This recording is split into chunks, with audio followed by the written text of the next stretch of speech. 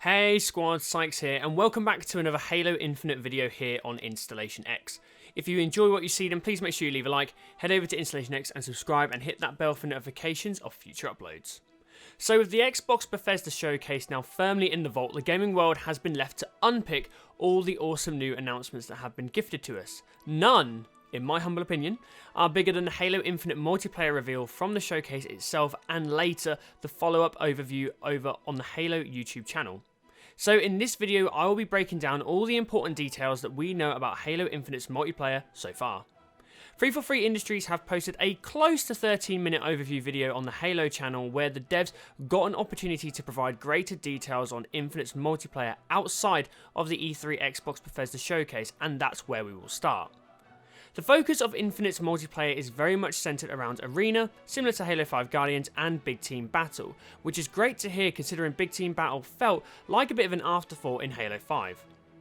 The emphasis is on taking a modern approach and taking the classic Halo combat and making it fresh to old players whilst exciting to new players.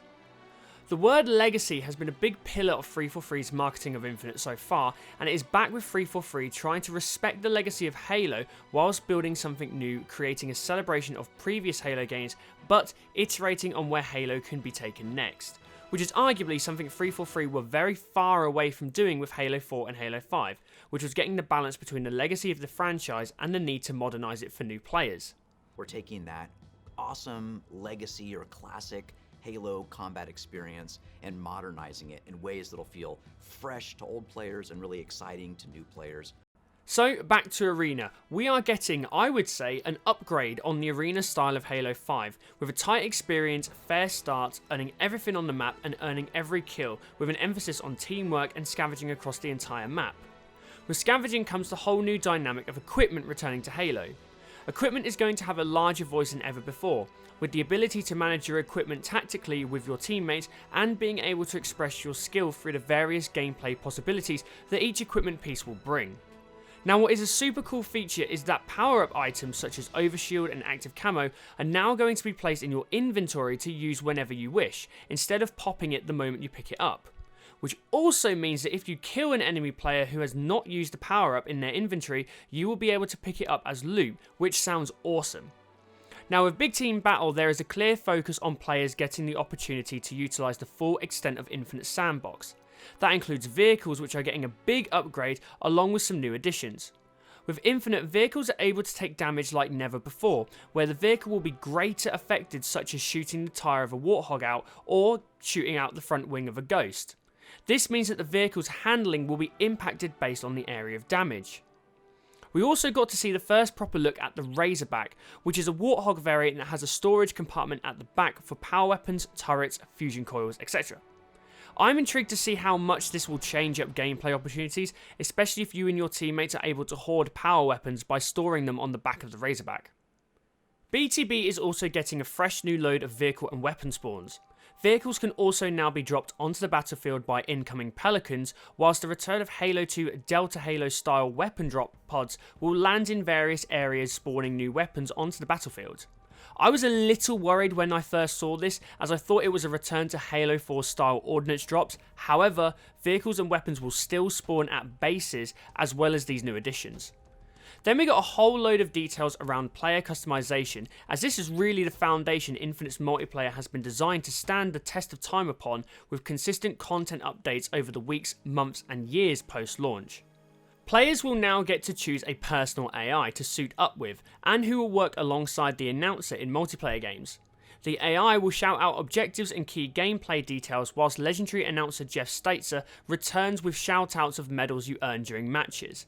This allows for an absolute whole host of amazing voice actors to hopefully get involved with creating personal AI. We also got to see much more around armour, which heavily falls back onto Halo Reach's system of customization, with the ability to change the helmet, helmet gear, visor, shoulders, gloves, chest, armour core and knee pads of your Spartans.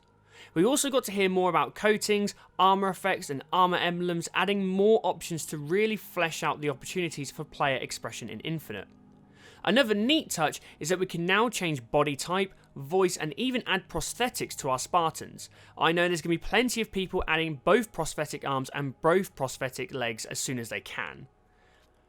A big new change to Infinite is the introduction of the Academy. This is a new training area for new players to learn the game and for seasoned players to warm up before matches.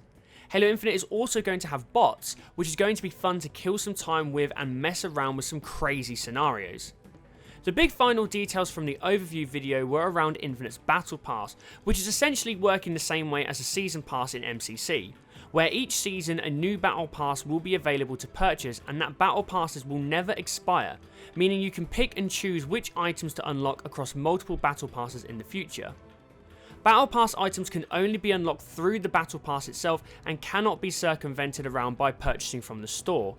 All items are single source, so you know exactly what you need to do to unlock them, with most of the items being unlocked through playing the game only. Customization is just cosmetic, with each new season having a new theme, e.g. the new samurai armor that looks amazing in the reveal trailer. Now, we also got a new blog post and cannon fodder post over on Halo Waypoint, added further details that the trailer and the video left out. We got to see two new pieces of equipment in the trailer: the threat sensor, which is an area of effects support device that periodically pulses and illuminates enemy players within its radius, and we also got to see the repulsor, which can be used to deflect projectiles and anything else that gets in its way, including deflecting the player to jump up, which is what we saw in the overview trailer. With regards to BTB, it's going to be bigger and better than ever, supporting 24 players on large vehicle-friendly maps, tapping into the full extent of the sandbox, which means this is very much Infinite's BTB is going to be a fusion of the classic BTB and Halo 5 Warzone, so it's going to be a bit of a mesh between those, it seems. In addition to ranked and social matchmaking playlists, players will also experience time-limited seasonal events with special rewards online.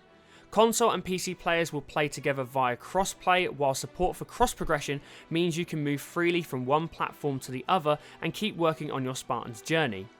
Xbox Series X owners will also enjoy up to 120 frames per second on supported hardware, and PC players will have a wide variety of configurable settings spanning frame rates to graphics to keybinds and more. Of course, online isn't the only way to enjoy multiplayer. Halo Infinite will also support split screen, woohoo, on Xbox and LAN play via PC local server. To fully support our goals for expanded player expression in Halo Infinite, the team has designed a new friend and foe system for multiplayer games. At a high level, this functions as an outline system that uses different colours to denote friends and foes. These colours are configurable for accessibility purposes, and whatever colours you assign will match your scoreboard, team bases and team flags, which kind of suggests that red versus blue might be on its way out, and we actually get to see these coatings more frequently in all modes in Halo Infinite's multiplayer. Now, over on the recent Cannon Fodder blog post, we got to actually get some screenshots of some of the new maps for Infinite and some lore details for each one. So these are Behemoth, which has survived for 100 millennia, but this ring still holds fast to secrets yet unknown.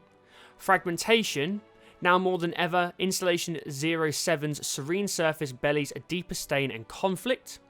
Recharge, resource infrastructure facilities such as these run by Axis Hydroelectric Division help to maintain stable energy grids for colony worlds throughout the UEG. Live fire, instructors at the Avery J. Johnson Academy of Military Science ensure their Spartans are prepared for any challenge that a hostile galaxy throws at them. And finally, Bazaar. The East African Protectorate's plan to rebuild the glassed urban core of Mombasa was ambitious and expensive, but Project Rebirth investment by the UEG and UNSC activity at the nearby Voi accession has revitalised some sections of the metropolis. So that is pretty much everything we know about Halo Infinite's multiplayer so far. It was a lot of details in a very short space of time, but it was well worth the wait. If there's anything that I may have missed out, then please let me know in the comments, and I'm happy to chat to people about it. If you enjoyed this video, then please make sure you leave a like, head over to Installation X and subscribe, and hit that bell for notifications for future uploads. Follow myself and the channel over on social media with links in the description. And as always, I'm Sykes, and for more on Halo Infinite and all things Xbox, stay tuned to Installation X. Bye guys.